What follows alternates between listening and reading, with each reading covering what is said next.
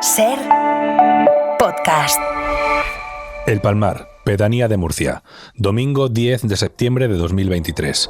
Son casi las 3:30 de la tarde y Maravillas Martínez Meroño, de 63 años, está muerta en el suelo de su casa, una vivienda de 3 plantas en el número 55 de la calle República Argentina.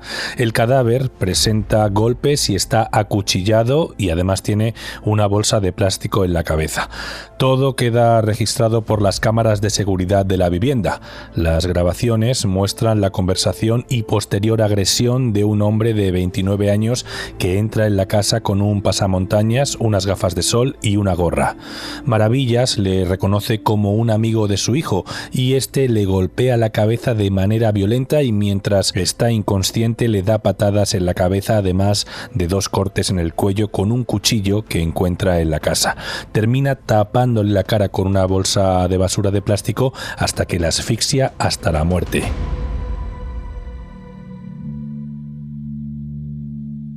Esta es una historia que mezcla un robo, un asesinato y un supuesto plan entre el asesino y el hijo de la víctima.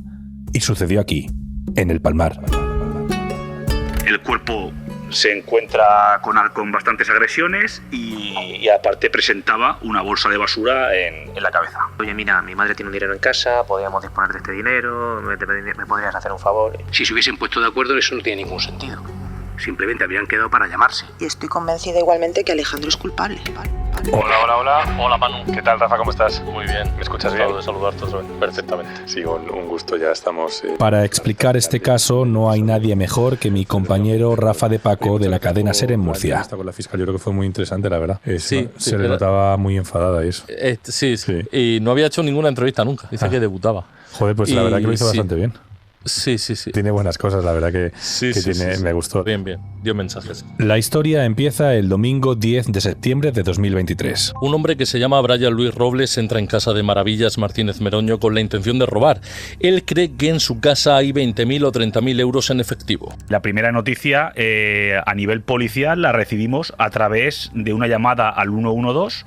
Y el 112, al ser un asunto policial, lo pone en conocimiento de la sala del CIMAC 091, el conocido número de 091 de emergencias de Policía Nacional. Yo soy inspector jefe actualmente y cuando ocurrió esto yo era inspector, era el jefe de homicidios y atracos de Policía Judicial de Murcia. Y ahí nos comunican que se ha producido un robo y que acaban de retener a una persona que podía estar involucrada en ese robo en un domicilio.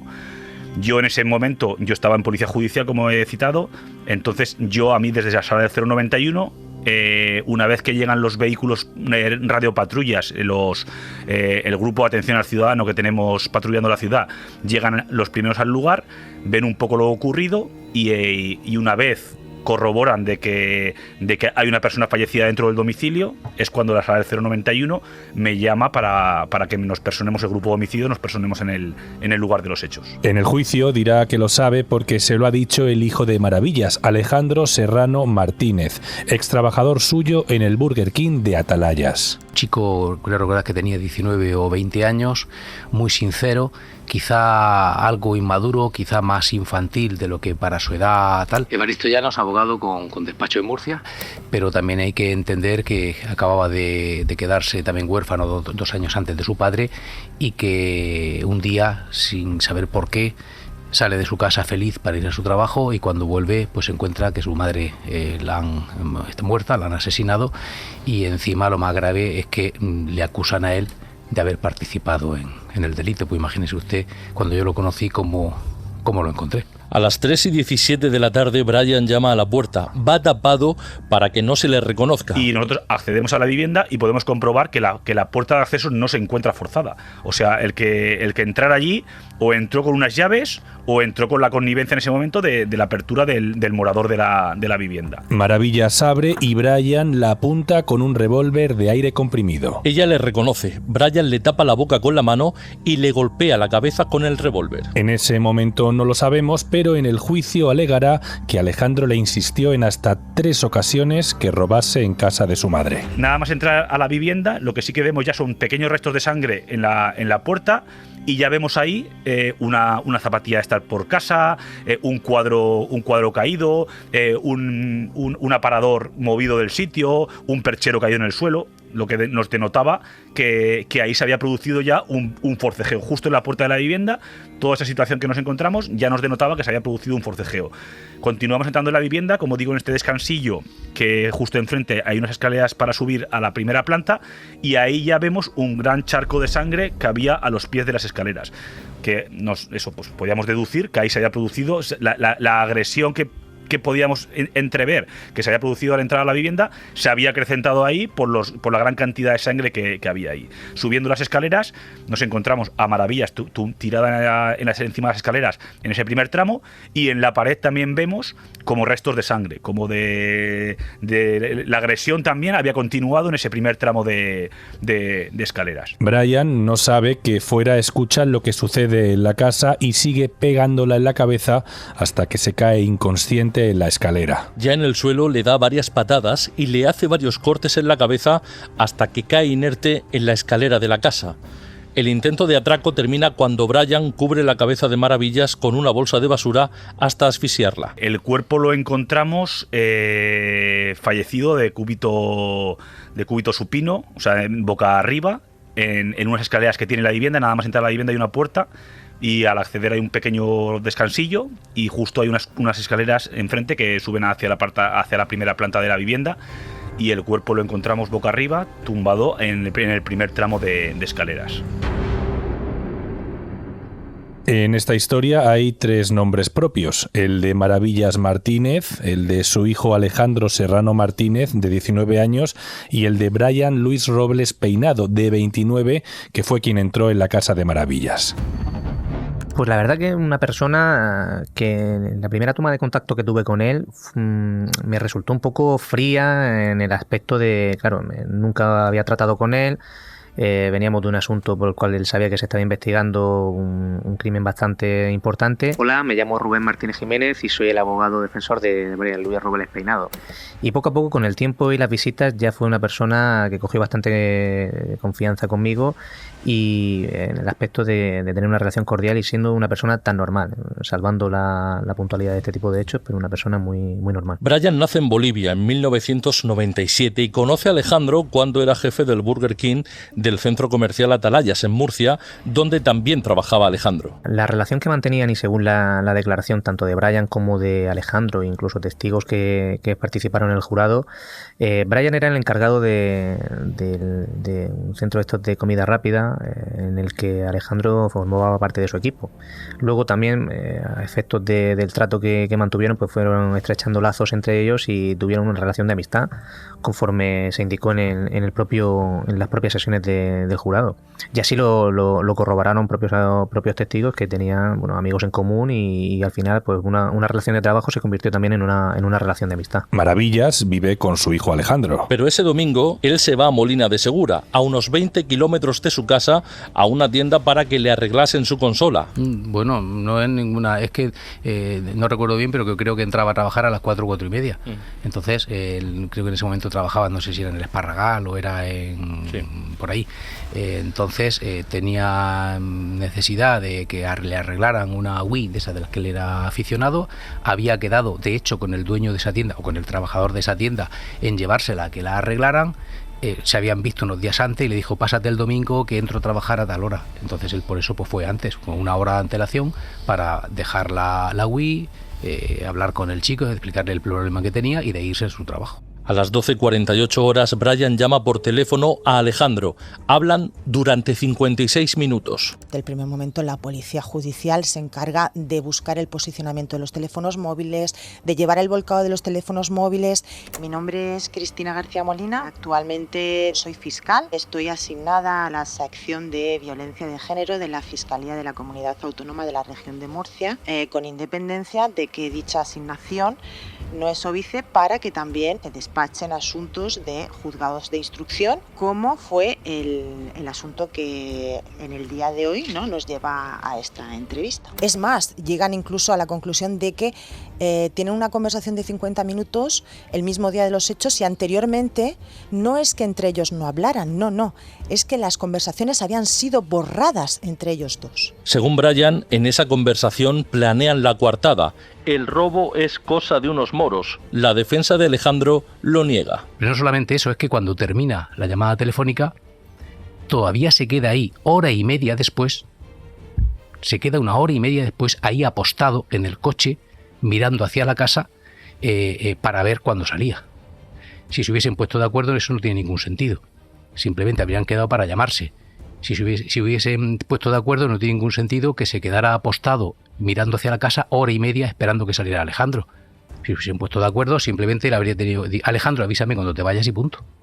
Y Alejandro le habría avisado: oye, ya me voy, ya puedes entrar. Le mando un mensaje: ya me voy. ¿Por qué se espera ahí hora y media? Porque claro, Brian no sabe exactamente cuándo se va a ir, pero sí necesita saber cuándo sale. Entonces se queda vigilando desde su coche, lo ve salir a una distancia de 50-60 metros y a partir de ahí ella, cuando 5 o 6 minutos después, entra en la casa. A las 3 y 7 minutos de la tarde, Alejandro se marcha para arreglar su consola. A las 3 y 13 minutos de la tarde, Brian llama a la Puerta de Maravillas. Pero un momento, hagamos una pausa para recapitular qué sabemos hasta ahora.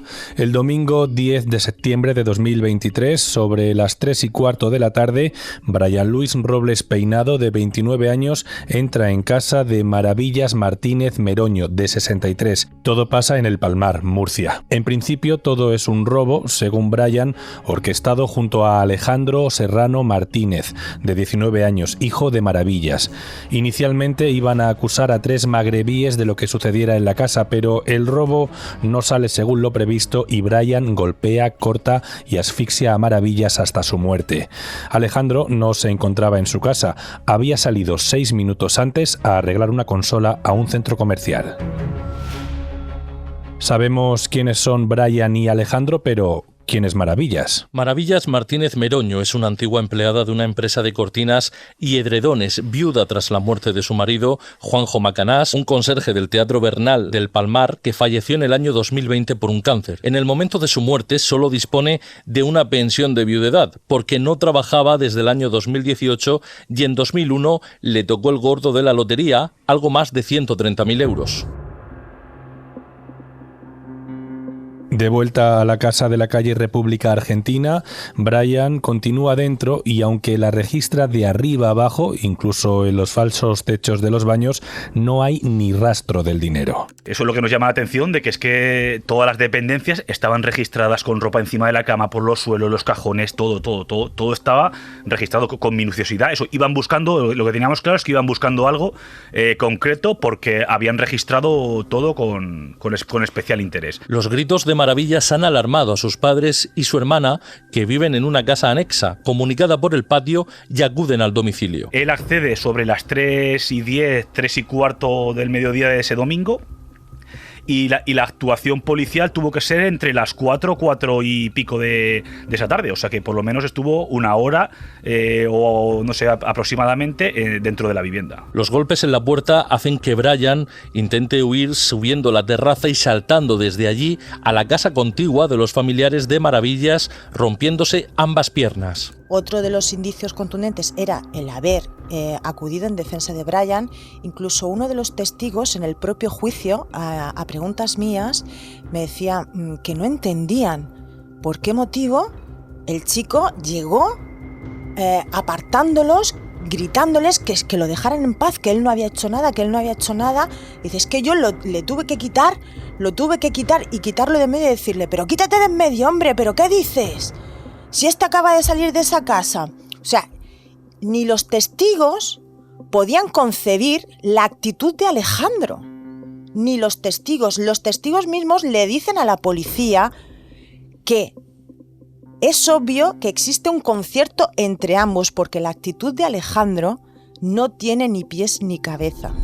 Y que evidentemente son indicios de que él tenía conocimiento de que era lo que estaba sucediendo, ¿no? La policía detiene a Brian y en ese momento Alejandro regresa a su casa. Le ha llamado una de sus tías alertándole de que Maravillas no abre la puerta de casa. Y por ejemplo, cuando llega, nos comentan los compañeros de Policía Local y Policía Nacional que se personan ahí en el lugar, que a él lo encuentran bloqueando la puerta de acceso a la vivienda, como para que los autores no salieran. O sea, me refiero a la conducta normal en este caso, consideramos, del hijo de una víctima, es que si yo sé que mi madre está dentro de la vivienda con 3 marroquíes que han entrado a robar y corre peligro su vida, yo no es bloquear para que nadie entre en la vivienda.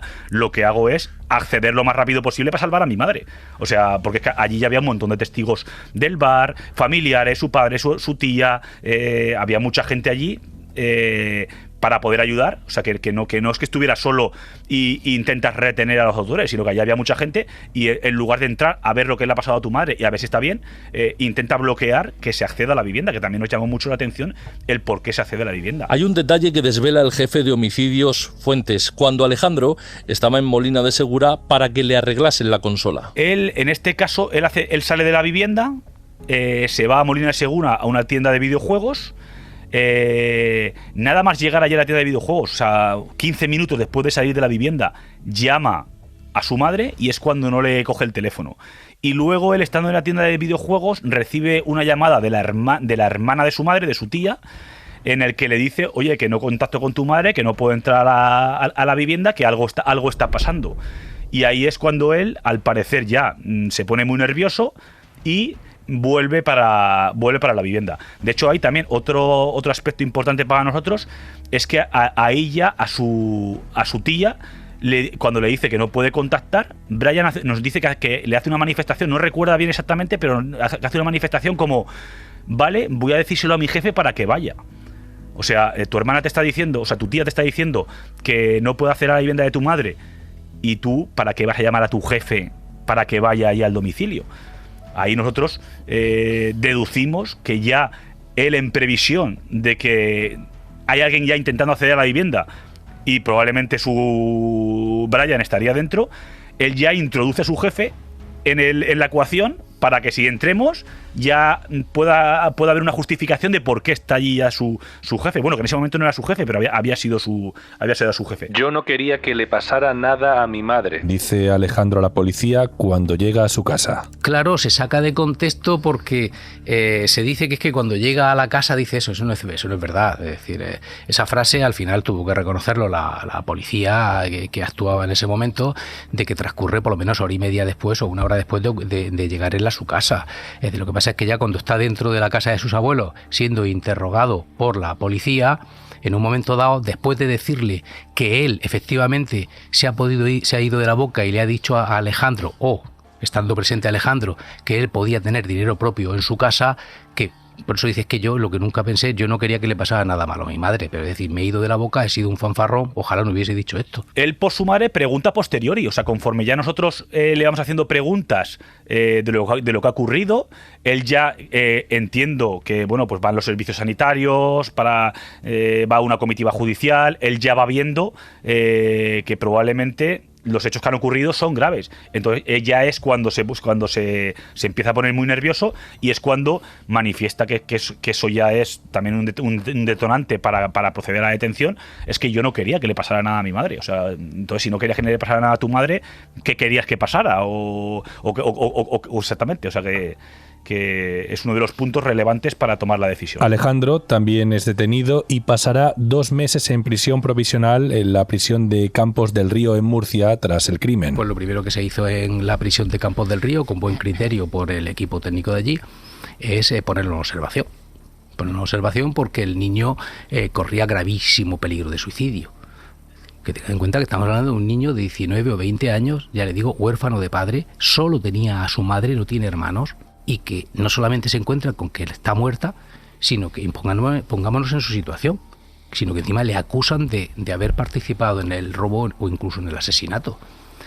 Pues claro, la situación de él en la prisión, pues imagínense cómo era, vigilado las 24 horas por si cometía un disparate. Él estaba muy nervioso y conforme van pasando el tiempo y se le van haciendo preguntas, se pone todavía más nervioso. De hecho, es que hay aspectos muy incongruentes de su comportamiento que nos manifiestan los testigos y nos manifiesta él mismo, y es el motivo de por qué finalmente se decide proceder a su detención, porque creemos que tiene participación e implicación en los hechos. De hecho, él nada más llegar, lo primero que dice es que se deje en paz a Brian, que es su jefe y que no tiene nada que ver en los hechos. O sea, una persona que llega a un escenario, en este caso de un crimen o de un delito, y que no sabe lo que ha ocurrido, y ya está defendiendo a la persona que se encuentra allí, no sabes ni por qué está allí, ni qué ha hecho, ni bueno, eso, como digo, el por qué está allí, porque según nos decía Brian y según nos decía él, habían hablado por teléfono, pero él nos decía que no había quedado con él. Entonces,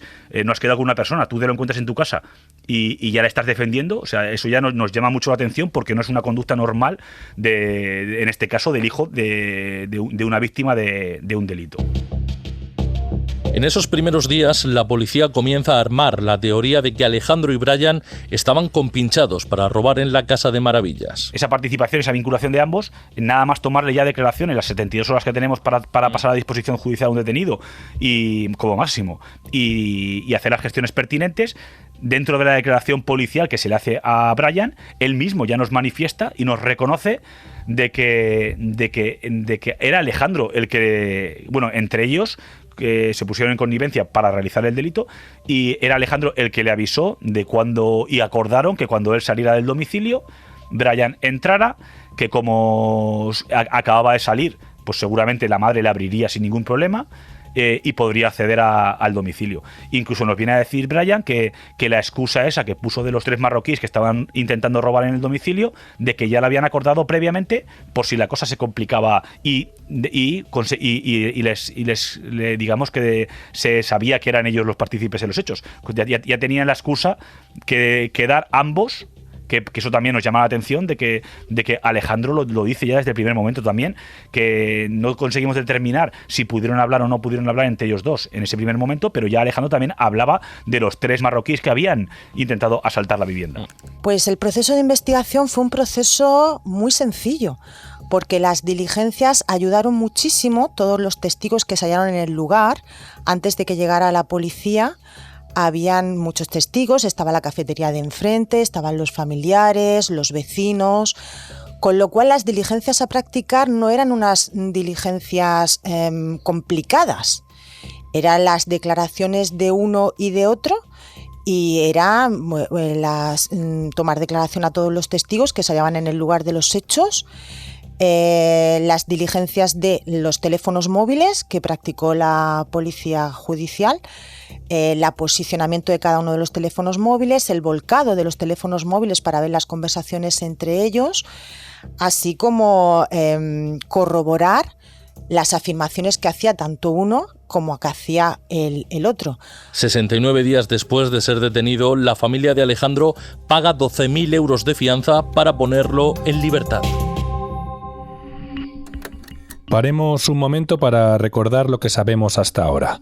Brian y Alejandro son detenidos como sospechosos del intento de robo y asesinato de Maravillas, aunque hay 2 versiones enfrentadas. Brian reconoce ser el culpable del asesinato, pero señala a Alejandro como responsable de urdir con él un plan para robar en casa de su madre.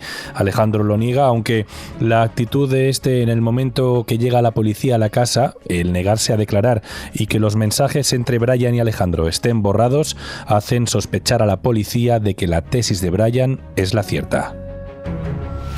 El viernes 5 de diciembre de 2025 comienza el juicio. Es un juicio que fue demasiado largo, ¿vale?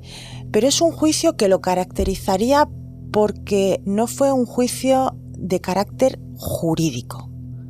Fue más un juicio basado en jugando con otros, utilizando la defensa, ¿no? Haciendo uso de la defensa, en este caso me refiero a Alejandro, no a Brian, porque Brian había reconocido los hechos desde el minuto 1, haciendo uso de las emociones, haciendo uso de otro tipo de acontecimientos que nada tienen que ver con el tema jurídico. Brian lleva en prisión desde que fue detenido. Personalmente considero que hay que ser honrado en cierto tipo de delito, incluso cuando es palmario, que pueda existir un reconocimiento de los hechos por parte de que se pueda ser, es decir, que se pueda descubrir el autor material de los hechos.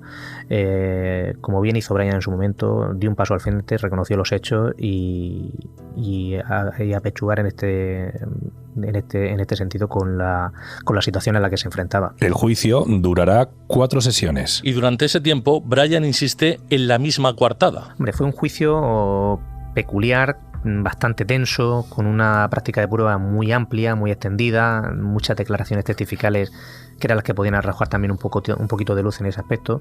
Pero claro, aquí las dos versiones principales y las más importantes eran la de Brian y la de Alejandro, que a la misma vez eran contradictorias entre una y otro. Es decir, uno decían que eran amigos, otro decía solamente que era su jefe, tenían cierta relación de amistad. Era un poco así, muy peleado entre ambas partes. Son versiones encontradas, pero algunos de los datos sí que son contrastables.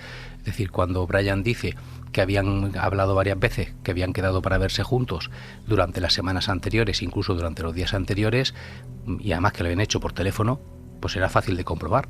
Lo que ocurre es que lo que no es lógico es que ni la policía ni la fiscalía quisiese investigarlo y que tenga que ser la defensa la que aporte el teléfono de Alejandro, la que aporte el teléfono de la fallecida, el que pidan que se comprueben las llamadas entrantes y salientes, los mensajes entrantes y salientes y los WhatsApp, etcétera, correos electrónicos entre ellos, para que se viera, por ejemplo, que no había habido ninguna comunicación, que era absolutamente falso, con los posicionamientos, con todo.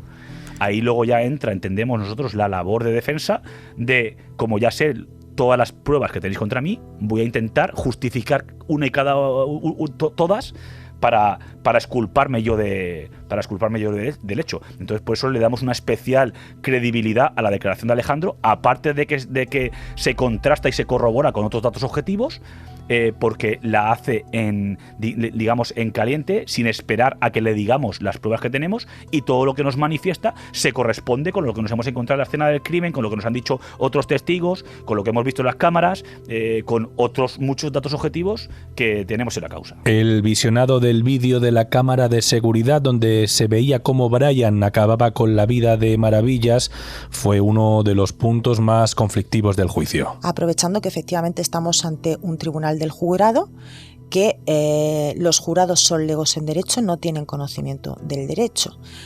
Con lo cual, en cualquier otro juicio, por ejemplo, el vídeo escabroso que tuvimos que ver, ¿no?, sobre la muerte de Maravillas, toda la duración desde el principio hasta el final de la muerte de Maravillas, en cualquier otro procedimiento no hubiera sido necesario. ¿Por qué? Porque al ser conocedores del derecho hubiéramos dicho, vamos a ver, no es necesario ver este vídeo porque el autor material ha reconocido que ha asesinado a la señora. Una vez que lo ha reconocido, ¿qué tengo que probar? Ya no debo de probar nada. La Fiscalía apoya la tesis de Brian, cree que sí que estuvieron compinchados y pide 28 años de cárcel para él y 3 para Alejandro. Recuerdo que, y viene a colación, que el señor Evaristo, el abogado de la defensa de Alejandro, en el juicio puso de manifiesto que las diligencias de prueba se habían practicado a instancias suyas, que ni la Policía Judicial ni el Ministerio Fiscal había practicado diligencia alguna para el esclarecimiento de los hechos, y poco más que continuábamos con el procedimiento porque tratábamos de buscar un culpable fuese como fuese, ¿no? Evidentemente esto no es cierto.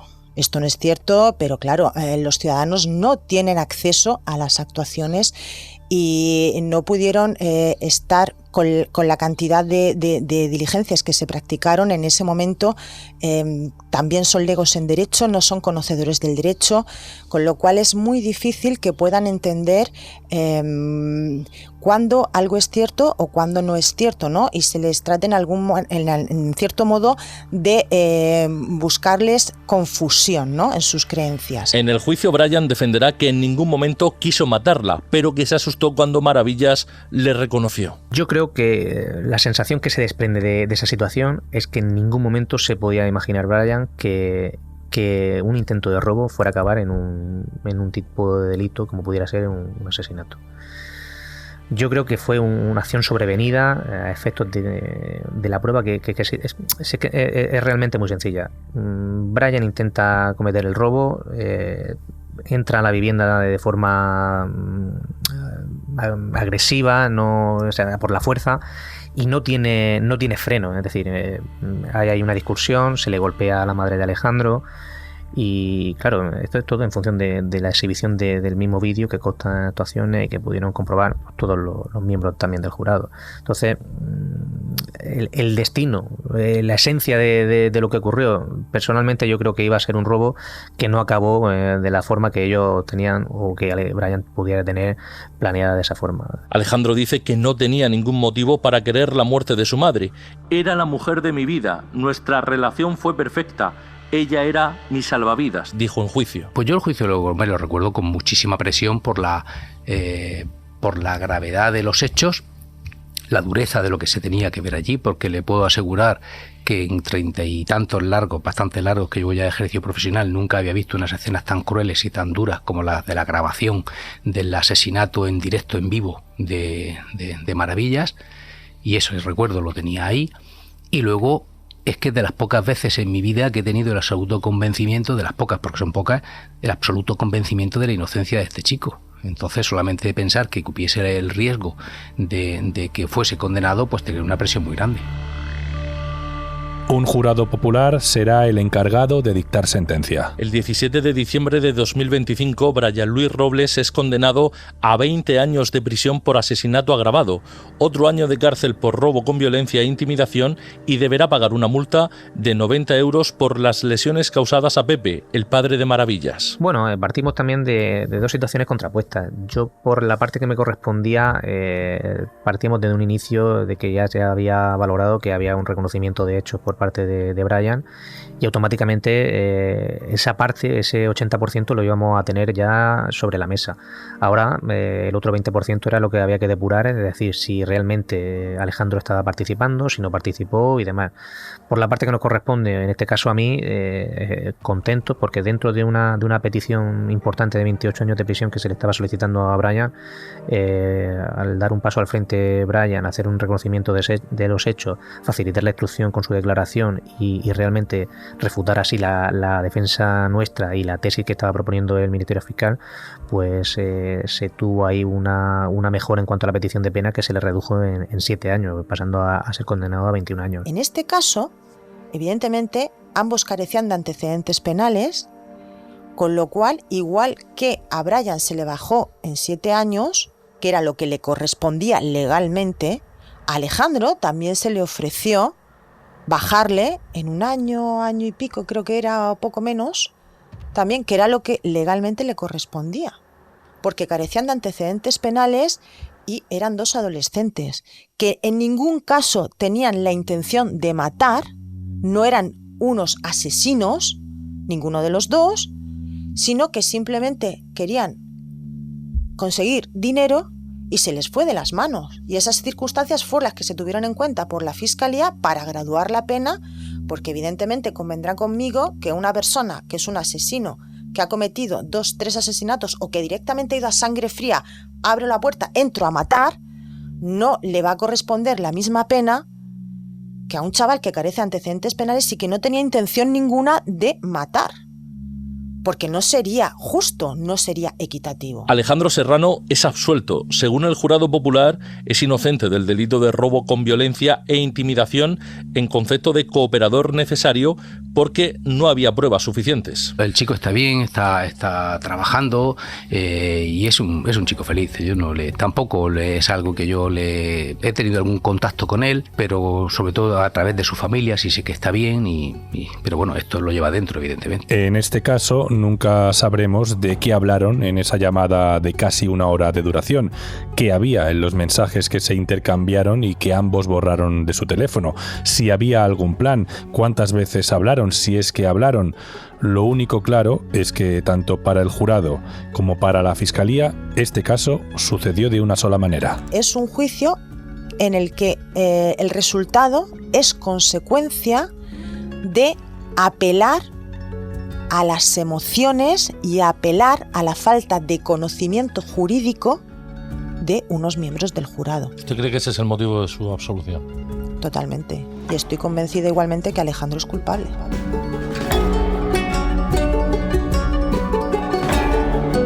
Sucedió aquí es un proyecto de Ser Podcast. Me llamo Manu Tomillo y la producción, guión y entrevistas los he realizado junto con Rafa de Paco, de la cadena Ser en Murcia. El diseño sonoro es de Alejandro Fernández. El diseño de la portada es de Daniel Rosés. Puedes escuchar todos los episodios de Sucedió aquí en la aplicación de la cadena Ser.